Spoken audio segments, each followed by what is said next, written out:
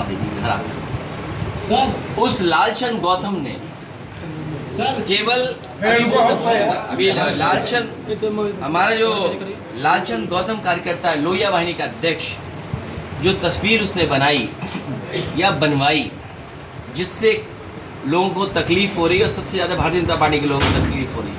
इन्हें तकलीफ इसलिए हो रही है कि अभी कुछ दिन पहले ये टायर फेंक रहे थे, और किसकी जान लेना चाहते थे? रामजय सुमन जी की। वो नंगी तलवारें हमने आपने सबने देखी। वो नंगी तलवारें सड़कों पे क्यों निकली थी? वो इसलिए निकली थी कि रामजय सुमन जी का वो न जाने क्या संकल्प लेकर के निकले थे। उन्हीं में से उनके लोगों ने ये कहा कि न केवल रामजय सुमन जी की हम जान ले लेंगे, बल्कि उनकी पार्टी के जो राष्ट्रीय अध्यक्ष उनकी भी जान ले लेंगे। मैं उन्हीं लोगों को कहना चाहता हूँ कि जब राजनीति हम लोग करने आए तो जोखिम उठाने के लिए आए। अगर इन चीज़ों से डरे होते तो शायद राजनीति न कर रहे होते। वो चुनौती हमें नहीं दे रहे हैं, रामजय सुमन जी को नहीं दे रहे हैं, वो प्रदेश की कानून व्यवस्था को चैलेंज कर रहे हैं, चुनौती दे रहे हैं। कानून व्यवस्था को चुनौती दे रहे हैं, इनके जीरो टॉलरेंस को चुनौती दे रहे हैं, इस देश के संविधान को चुनौती दे रहे हैं। इसलिए हम अपने लालचंद गौतम, समाजवादी पार्टी के लोहिया वाहिनी के जिलाध्यक्ष, जो उससे गलती हुई या गलती उसने की, उसको हम समझाएंगे, उसको समझाएंगे, समझाएंगे कि भविष्य में किसी भी नेता के साथ या किसी भी महापुरुष के साथ इस तरह की तस्वीर किसी भी नेता की नहीं बनाए। हम तो समझा देंगे, वो मान भी जाएगा। क्या भारतीय जनता पार्टी के अपने नेताओं को समझाएंगे जिन्होंने सदन में क्या स्टेटमेंट दिया कि वो भगवान तो नहीं है, इतने में तो भगवान मिल जाता है। हम अपने कार्यकर्ता को तो समझा देंगे, लेकिन क्या बीजेपी के लोग अपने नेता को समझा पाएंगे? और फिर बीजेपी के लोग दूसरों के जाने के बाद, घर में आने के बाद गंगा जल से स्नान कराते हैं। ये मुद्दा भटकाने की कोशिश है। और कौन सा मुद्दा? पहलगांव। सवाल ये नहीं है कौन किसके घर जा रहा नहीं जा रहा। पूरा देश, दुनिया देख रही है कि आखिरकार वो आतंकवादी हमारे घर कैसे आ गए, और जो हमारे टूरिस्ट शहीद हुए हैं उनके परिवार की मदद क्यों नहीं सरकार कर रही। फिर मैं दोहराता हूँ बलिया से कि उनके परिवार की मदद 10 करोड़ से की जाए, सरकारी नौकरी दी जाए, शहीद का सम्मान मिले। और पहलगांव में जो हुआ है कोई कल्पना नहीं कर सकता था। आपकी जो सिक्योरिटी लैब्स है, आपके जो इंटेलिजेंस फेलियर है, जो आप गाना गाते थे इंटरनल सिक्योरिटी का या बॉर्डर सिक्योरिटी का, जो समय समय पर आप दुनिया के न केवल अर्थव्यवस्था के सबसे बड़े ताकतवर देश बनना चाहते थे, बल्कि विश्व गुरु या डंका बजने की बात करते थे या अमृतकाल की बात करते थे, वो आतंकवादी घर कैसे आ गए? और घर में आकर के हमारे टूरिस्टों की, निर्दोषों की जान लेकर के वापस चले गए। आखिरकार जम्मू कश्मीर में प्रोत्साहन कौन कर रहा था कि आइए और जाइए, घूम के आइए? उनके परिवार के सदस्यों के हम लोगों ने स्टेटमेंट सुने, इंटरव्यू देखे। हाल ही में बीबीसी में इंटरव्यू देखा मैंने, जो कानपुर की घटना है, क्या नहीं बयान किया उन्होंने, या गुजरात की क्या बयान नहीं किया उन्होंने।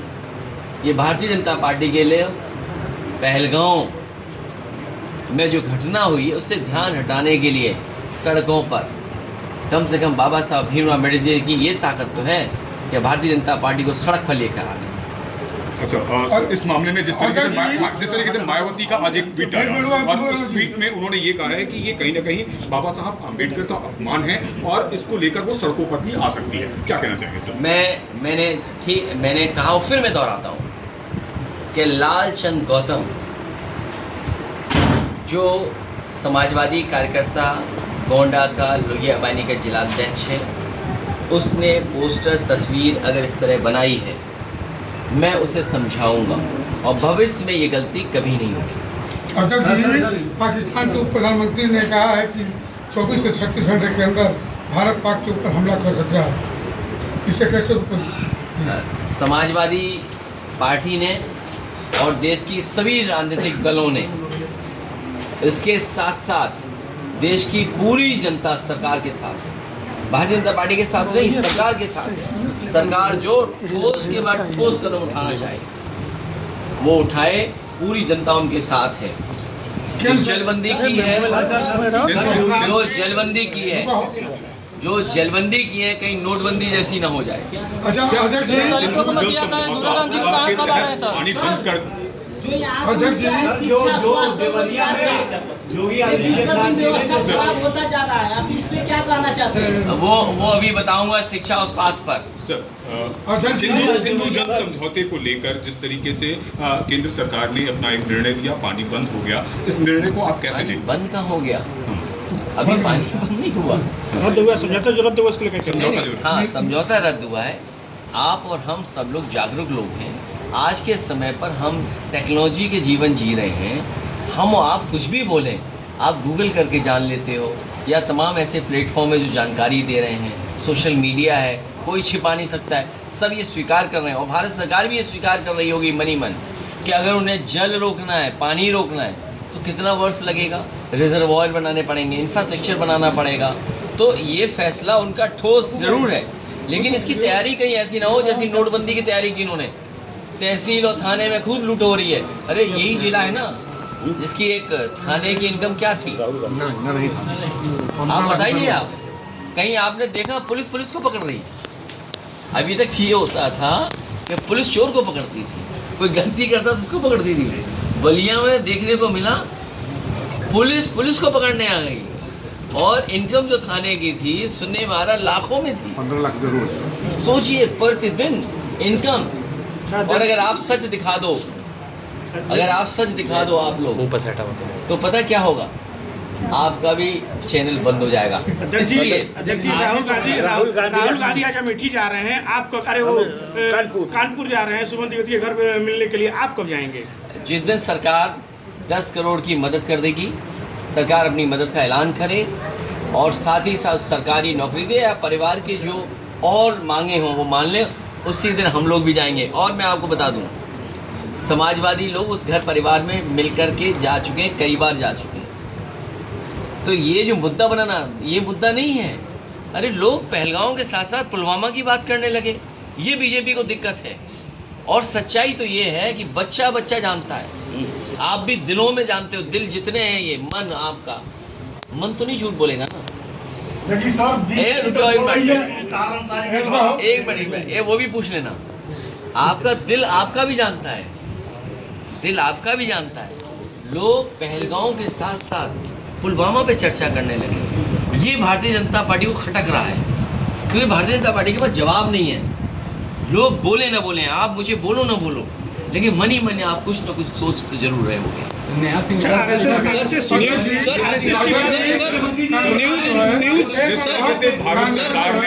भारत सरकार ने पाकिस्तान के जो नागरिक जो भारत में हैं उनको वापस डिपोर्ट कर रही है, भेज रही है। इस पूरे प्रक्रिया को आप कैसे देखते हैं? ये डिप्लोमेटिक एक्सरसाइज है। ये एक्सरसाइज भारत दिखावे के लिए तो नहीं कहूँगा मैं, लेकिन एक कदम है जिसमें वो पाकिस्तान को संदेश दे रहे हैं। अभी बहुत सारे डिप्लोमेटिक चैनल हैं। मान लीजिए एक हमारा जवान पकड़ा गया, उसकी प्रेग्नेंट महिला पत्नी वो अपने पति के लिए बुलाना चाहती, तो सरकार को डिप्लोमेटिक चैनल का इस्तेमाल करना चाहिए। और दुनिया में जो भारत ने रिश्ते बनाए दूसरे देशों से, उनसे दबाव डलवा करके चीज़ों को वापस करना चाहिए। वो जवान वापस में आए भारत, और जो ठोस कदम उठाना है, कहीं भारतीय जनता पार्टी के ठोस कदमों पे सवाल तो आप भी खड़े कर सकते हो। और जो हमारे एक पत्रकार साथी कह रहा है कि अगर आप सवाल पूछ लोगे तो आपके खिलाफ FIR हो जाएगी, ये कहाँ का लोकतंत्र है? आप सवाल किससे पूछोगे? सरकार से तो सवाल पूछोगे। यही तो हेल्दी डेमोक्रेसी है, यही तो हमारा संविधान बाबा साहब का है। भाई बाबा साहब भीमराव अम्बेडकर का संविधान क्या है? यही तो संविधान है जो हमें अधिकार दिलाता है, हमारी रक्षा करता है, हमारी संजीवनी है, हमारी ढाल बनता है। अब मान लीजिए किसी गायिका ने, किसी यूट्यूबर ने कुछ लिख दिया, कह दिया, सुना दिया, आप उसे FIR करके देशद्रोह का मुकदमा दर्ज कर देंगे। ये कहाँ का है? इसीलिए मैंने कहा पाबंदी अंत की ओर बढ़ती है तो भयभीत सत्ता की निशानी होती है। पाबंदी जो है सत्ता की सबसे जो भय आ गया उनके अंदर कि लोग पुलवामा के साथ साथ पहलगांव की भी चर्चा कर रहे हैं, पहलगांव के साथ साथ पुलवामा की भी चर्चा कर रहे हैं, और बच्चा बच्चा चर्चा कर रहा है। आम आदमी स्वीकार कर लिया कि इनके इंटेलिजेंस फेलियर है, इनके गलती हुई है। मान लीजिए घेमर विलेज है, घेमर गांव है, कितने बड़े पैमाने पे लोग भर्ती होते थे फौज में। यहाँ भी कई गांव ऐसे होंगे जिसमें कई 100 बच्चे जा करके फौज में भर्ती होते थे, सुबह दौड़ना शुरू कर देते थे। लेकिन आज वो बच्चे क्यों नहीं दौड़ रहे हैं? क्योंकि आपने उनकी नौकरी छीन ली, उनको वर्दी नहीं पहनने दे रहे। वो बच्चा कम से कम वर्दी पहनकर देश की रक्षा करना चाहता है। आप कहते हैं हम पे बजट नहीं है, और बजट कहाँ है आपके पास? बजट की कमी कहाँ है? बजट की कमी नहीं हो सकती, देश की रक्षा पे कंप्रोमाइज नहीं कर सकते आप।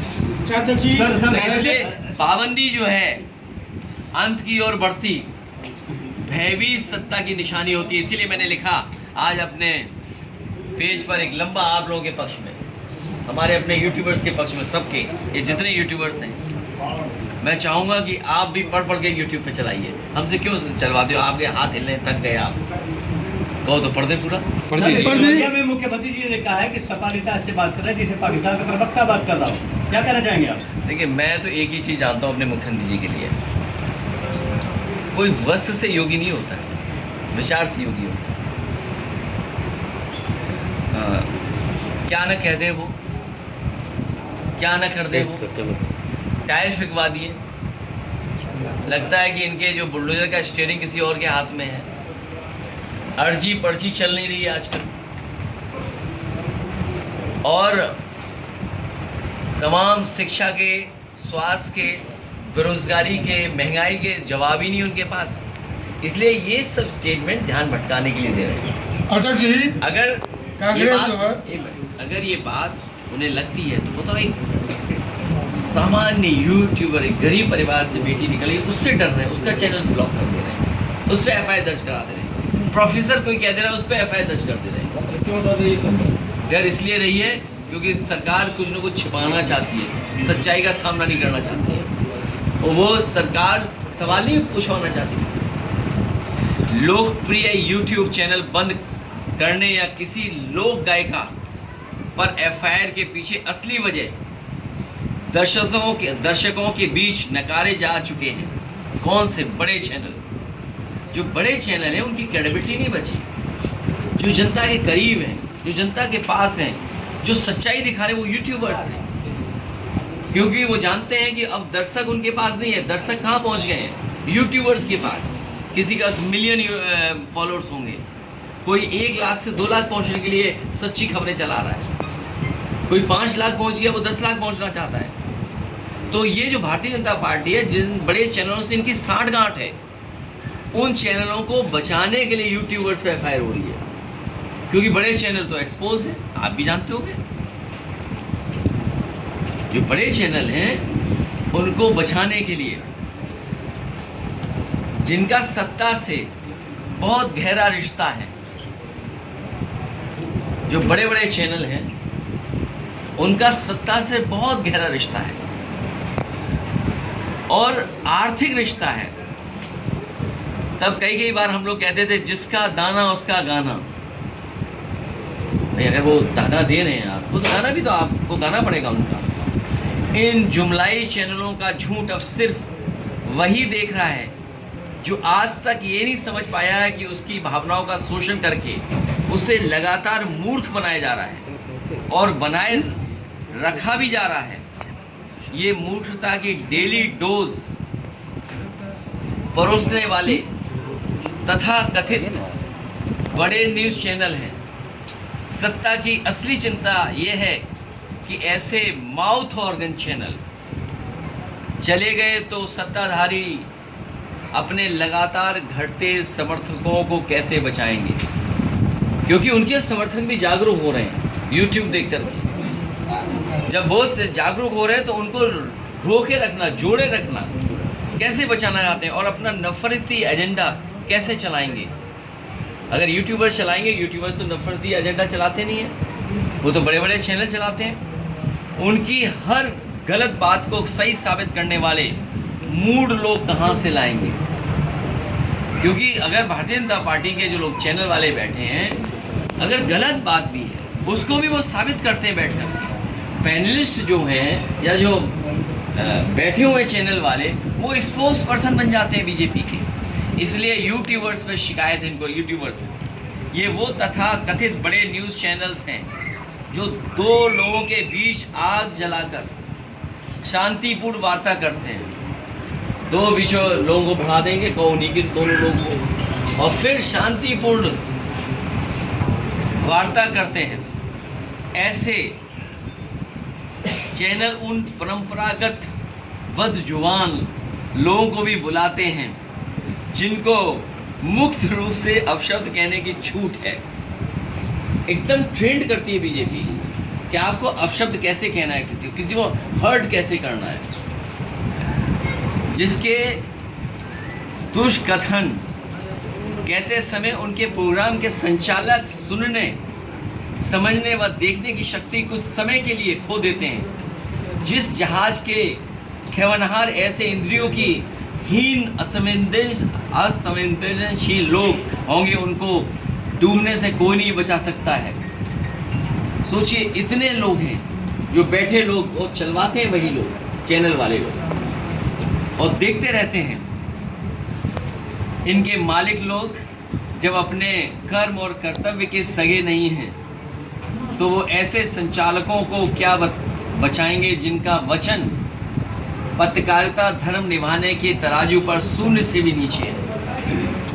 ऐसी पाबंदियों से सबसे अच्छी बात ये हुई है कि आम जनता के सामने डरी हुई भाजपा के चेहरे का खुलासा हो गया है। भाजपा जिस झूठ के सहारे खड़ी थी, सत्ता के लाउडस्पीकर बने उन डूबते चैनलों में भगदड़ मची है। उन डूबते चैनलों में भगदड़ मची हुई है। कोई इधर से उधर जा रहा है, कोई उधर से इधर आ रहा है, वो तो आप जानते ही होंगे। आपस में पाले बदले जा रहे हैं, लेकिन इन सत्ता समर्थित न्यूज़ चैनलों को दर्शक नहीं मिल पा रहे हैं। आप देखिए उनकी रेटिंग कहाँ पहुँच गई, यूट्यूबर्स की रेटिंग कहाँ आ गई, सोचिए आप। कोई अपने कर्मचारियों को परफॉर्मेंस सुधारने का नोटिस थमा रहा है, लेकिन इनसे कुछ होने वाला नहीं, क्योंकि इनके समाचारों में उस सत्य के सिवा बाकी सब कुछ है जो जनता के विश्वास की नींव होता है और जो जनता को दर्शक में बदलता है। रंग बिरंगे बचकाने, ग्राफिक्स, सड़क की झांकियाँ जैसे हास्यास्पद सेट तुकबंदी को आत्महत्या के लिए मजबूर करते भड़काऊ और बचकाने शीर्षक और हेडलाइंस, असंगत संगीत का दुरुपयोग भी इनकी टीआरपी के दिवालियापन का इलाज नहीं हो सकता है। कितना खर्च कर रहे हैं सोचो आप, जस्ट टू अपने शो को बेटर करने के लिए कितना खर्च कर रहे हैं, लेकिन उसके बावजूद भी दर्शक नहीं मिल रहे हैं। एक सामान्य यूट्यूबर, सोचिए, एक बेटी अपनी किताब लेकर के जब भागी है बुलडोजर से बचने के लिए और आग से बचने के लिए, सोचो वो तस्वीर, वो न्यूज़ कहाँ पहुँच गई। वो कोई बड़े चैनलों का कमाल नहीं था, वो हमारे आपके जैसे साथी जिसके पास केवल मोबाइल है और न्यूज़ है सामने, और वो भी सच्ची खबर है। उस घटना ने सोचो कितनों को नहीं झकझोर दिया। ये आत्ममुग्ध रीढ़हीन चैनल्स आखिरी स्टेज पे हैं, ये आखिरी स्टेज पर हैं। कुल मिलाकर ये आत्ममुग्ध रीढ़हीन चैनल्स आखिरी स्टेज पे हैं। कुल मिलाकर लोकप्रिय यूट्यूब चैनलों को बंद कराना या एफआईआर कराना नैतिक और भौतिक रूप से मरासन गूंगी मीडिया को बचाने का निरर्थक प्रयास है। सत्ता का ये प्रयास निरर्थक इसलिए है क्योंकि जनता का पक्ष रखने वाले सच में जन जागरण लगने वाले इन स्वतः पोषित लोकप्रिय छोटे यूट्यूब चैनलों के दर्शक मानसिक रूप से सजग और सचेत हैं। ये कभी भी जुमलाई टीवी चैनलों के दर्शक नहीं बनेंगे।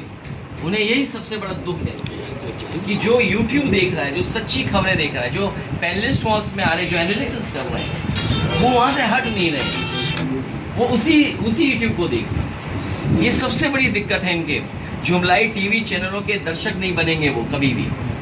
दूसरी तरफ जब हर हाथ में मोबाइल है तो सिटीजन जर्नलिज्म के इस अति सक्रिय दौर में क्या 70 करोड़ों लोगों पर पाबंदी लगा सकती है? आज तो सब पर मोबाइल है, कितनों पे पाबंदी लगाएंगे? आक्रोशित जनता का सामना तो एक ना एक दिन सत्ताधारियों को करना ही पड़ेगा। आज नहीं कल, अभी बच गए यूपी से, बलिया के लोगों ने कम तेल निकाला है। आने वाले समय में अपना वोट डाल करके असली तेल 27 में निकालेंगे। रुक जाओ। ये सच्ची है, सच्ची आवाज़ों को बुलंद करने का समय है। सच्चा इतिहास गवाह है कि क्रांतिकारी कलम और चेतन कलाकारों की एकता ने इतिहास को नकारात्मक होने से बचाया है। आइए एकजुट हो जाएं, अभिव्यक्ति के साथ साथ देश की आज़ादी, लोकतंत्र और उस संविधान को भी बचाएं जो अभिव्यक्ति की स्वतंत्रता देता है। इसलिए सभी सच्चे यूट्यूब न्यूज़ व क्रिएटिव चैनलों से खुली अपील है कि वो ऐसी कार्रवाइयों से डरे नहीं और एकजुट होकर इसकी आलोचना करें, क्योंकि कोई आज़ाद ख्याल इनकलाबी ये लिखने की प्रेरणा देकर गया है, कोई इनकलाबी ख्याल देके गया है। लगेगी पाबंदी तो आएंगे कई और सच्चे चैनल भी इसकी हद में। लगेगी पाबंदी तो आएंगे कई और सच्चे चैनल्स भी इसकी जद में। यहाँ कोई अकेला चैनल थोड़ी है।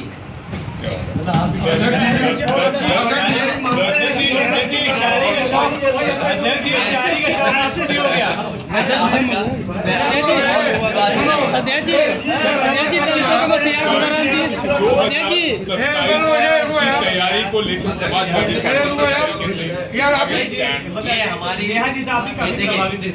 इंडिया गठबंधन पीडीए की रणनीति और लगातार लोगों को अपनी बात पहुंचाना, समाजवादी विकास, ये जो सड़कें बनी हैं एक्सप्रेस वे, देखिए हम समाजवादियों को इस बात की खुशी है कि हम लोगों ने एक विज़न दिया, एक सोच दी, एक ऐसा इंफ्रास्ट्रक्चर तैयार करने का काम किया जो सदियों याद किया जाएगा, और ऐसा इंफ्रास्ट्रक्चर बनाया जिसकी नकल आज भारतीय जनता पार्टी कर रही है। और दुर्भाग्य हमारे साथ ये है कि हमारे मुख्यमंत्री जी सड़क और एक्सप्रेसवे के बारे में जानते ही नहीं है। वो हर सड़क को एक्सप्रेसवे मानते हैं, और जो एक्सप्रेसवे की तरह बनना चाहिए उसका सत्यानाश कर देते हैं। आप भी चले होंगे, आप चलिए बलिया से, बलिया तक पहुंचना था। मैं अपने बलिया के साथियों से कहूँगा कि अभी तो बन रहा है सड़क, बलिया भी जुड़ रही है, गाजीपुर भी जुड़ेगा। पखनपुरा जो जगह है वहाँ से 1 इंच एक्सप्रेसवे आगे नहीं बढ़ा। बलिया जुड़ जाता, अभी बलिया कहाँ जुड़ पाया, आगे जुड़ जाता, पटना से जुड़ जाता तो अर्थव्यवस्था कितनी अच्छी होती। अभी मैं कल उनका भाषण सुन रहा था देवरिया का, क्या कह रहे हैं, शामली से गोरखपुर होकर के आसाम को जोड़ेंगे। तो मैंने बहुत सोचा कैसे जोड़ेंगे भाई, 8 साल बना रहे हैं, 8 कैसे लिखा जाता है अंग्रेजी में, 1 0 नीचे 1 0 ऊपर, 1 0 ऊपर 1 0 नीचे, तभी तो 8 हुआ ना। और सड़क कहाँ से बना रहे हैं एक्सप्रेस वे, शामली से लेकर के गोरखपुर और गोरखपुर से लेकर के आसाम। तो मैंने कहा लगता है सपने में बना रहे हैं।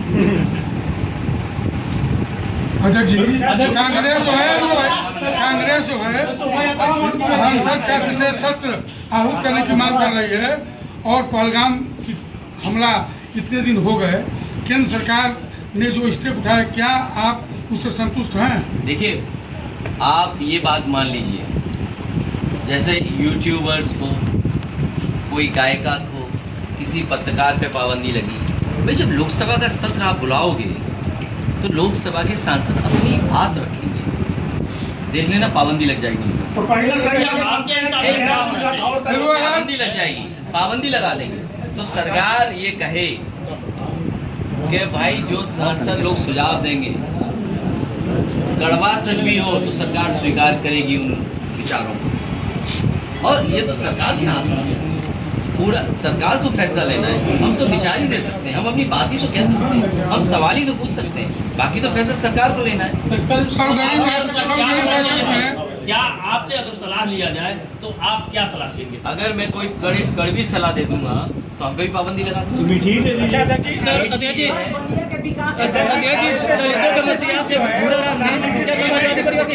अरे मीठा सुझाव ये है कि अग्निवीर व्यवस्था तुरंत खत्म कर दी जाए। सबसे पहला अच्छा सुझाव ये हमारा होगा, क्योंकि सरकार ये कहेगी और सरकार पे ये पक्ष होगा कि जहाँ पर पहलगांव में फौज थी, उस फौज को इन्होंने लेह लद्दाख की तरफ ले गए, जिसकी वजह से फौज की कमी हो गई वहाँ। एक बहस ये भी छिड़ी हुई है कि फौज कम है हमारे पास, तो फौज की कमी किसने की पैदा? तो ये जो हमारा एक सुझाव है, अग्निवीर व्यवस्था तुरंत खत्म करनी चाहिए और फौज की भर्ती बड़े पैमाने पे, क्योंकि हमारा नौजवान वर्दी पहन करके सीमा की रक्षा करना चाहता है। और इसलिए मैं कहना चाहता हूँ, यूक्रेन और रशिया का वॉर हम देख रहे हैं, 1 लाख से ज़्यादा लोग मर चुके हैं, 1 लाख, लगभग 2 लाख लोग, और कितने दिनों से युद्ध चल रहा है। तो अगर आप पाकिस्तान को सबक सिखाना चाहते हैं, उसे ठोस कदम दे करके कुछ सिखाना चाहते हैं, तो ये याद रखिएगा इस बात को, चाहे अदरवाइज लें चाहे जैसे लें आप, क्योंकि जो एक वहाँ इकोनॉमिक कॉरिडोर बन रहा है, क्या चीन पाकिस्तान के साथ नहीं खड़ा हो जाएगा?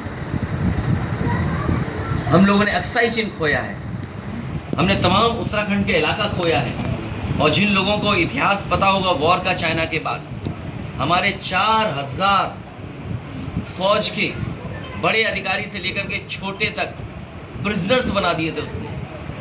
तो इसलिए जो वॉर होता है, वॉर हमेशा अलग अलग चीज़ें पैदा करता है, बिना तैयारी के कोई चीज़ नहीं करनी चाहिए। इसलिए जो सुझाव हमें देने थे, हमने अपनी पार्टी की तरफ से जो सरकार ने ऑल पार्टी मीटिंग बुलाई थी उसमें दे दिया, लेकिन क्योंकि हमारे पत्रकार साथी ने कहा कि आप क्या सुझाव दे सकते, तो मेरा एक ही सुझाव है, क्योंकि जब युद्ध होता है तो कितने दिन चलेगा ये कोई नहीं जानता सर। जिन चैनलों पर मुकदमा इसलिए मैं कह रहा हूँ कि अग्निवीर व्यवस्था खत्म हो जाए, क्योंकि हमारे बागी बलिया के तमाम नौजवान, मुझे वो नौजवान याद है जब मैं मुख्यमंत्री था, पुरानी कहानी है कि मैंने अखबार में पढ़ा था, वो आप जानते होंगे, मैं कई बार कहा हूँ, मन से भी कहा मैंने देखा एक दिन कि अखबारों में न्यूज़ निकल रही है कि मगरमच्छ गांव के तालाब में आ गया है और फॉरेस्ट की टीम उस मगरमच्छ को नहीं पकड़ पा रही है। कुछ दिनों बाद देखा मैंने कि एक अखबार में तस्वीर छपी कि बलिया के ही वो नौजवान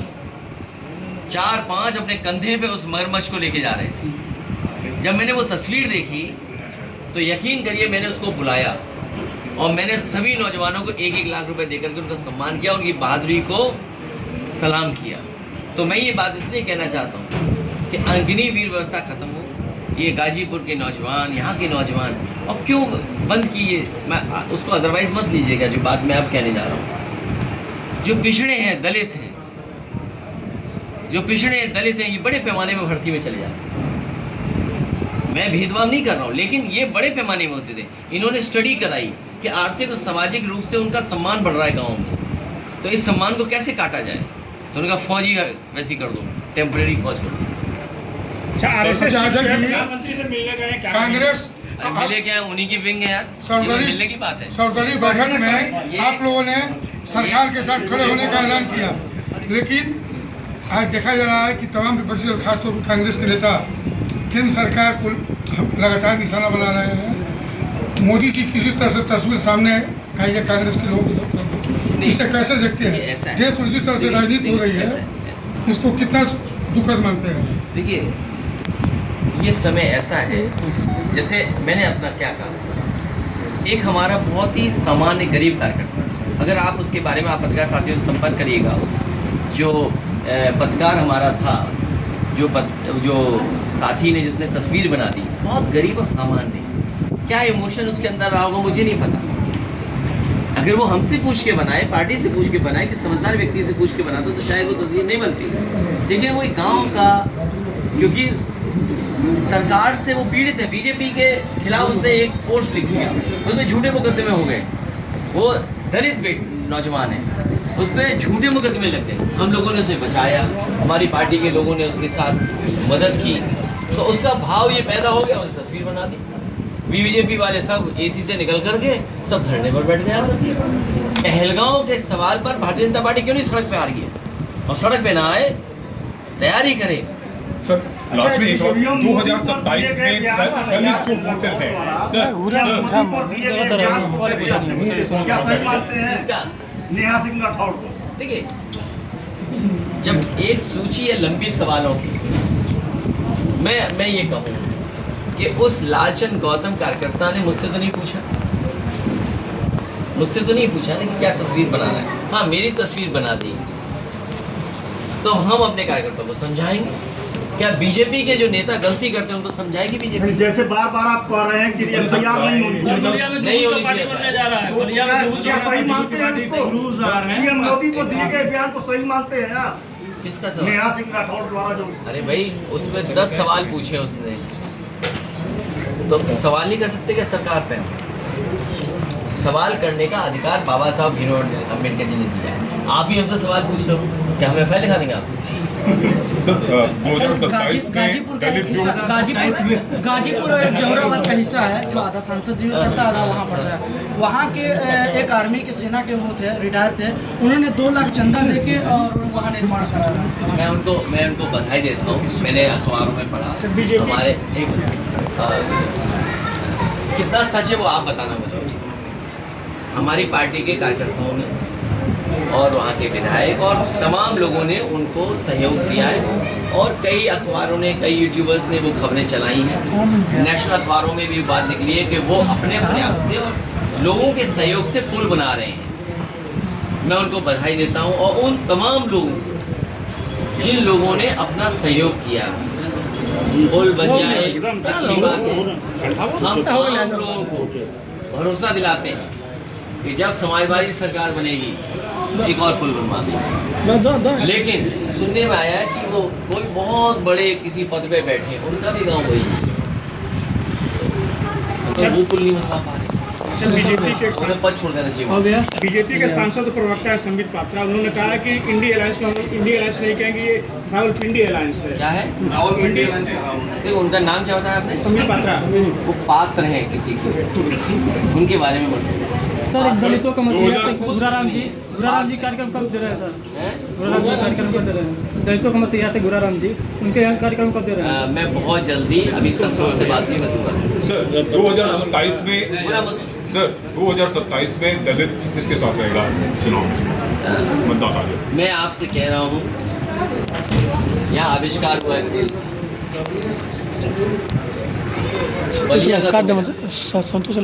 पूरे प्रदेश का। मैं ये कह सकता हूँ पीडी के सहयोग से और पीडी के साथ जिस तरह से लोग जुड़ रहे हैं, और हमारा प्रयास लगातार है कि जोड़ रहे हैं हम लोगों को। लोकसभा में हम लोगों ने हराया, और जनता के बीच में विकास जो समाजवादियों ने किया। आप सोचिए, गांव में जाती थी गाड़ी मदद करने के लिए, अब पुलिस क्यों जाती है? अब जाती है पुलिस तुम्हारी जेब खाली करने के लिए। जिस पुलिस को इसलिए बनाया था कि वो गरीब की मदद करेंगे, डायल 100 से डायल 112 कर दिया, वो आपकी जेब से पैसे निकाल लेंगे। एम्बुलेंस खटारा कर दी, सरकारी बसें खराब कर दी, यूनिवर्सिटी दी। यहाँ पर यूनिवर्सिटी में क्या पढ़ाई हो रही है बताइए? अपॉइंटमेंट भी अपनी मनमर्जी के कर रहे हैं, और अपॉइंटमेंट अपनी मनमर्जी से कर रहे हैं। और यहाँ पुल दिया, कितना बड़ा पुल दिया, चल पाया क्या बताइए? कितने सब स्टेशन दिया, कितनी सड़कें बनाई, और बलिया को दिल्ली से जोड़ना, लखनऊ से जोड़ने का प्रयास किया, काम किया।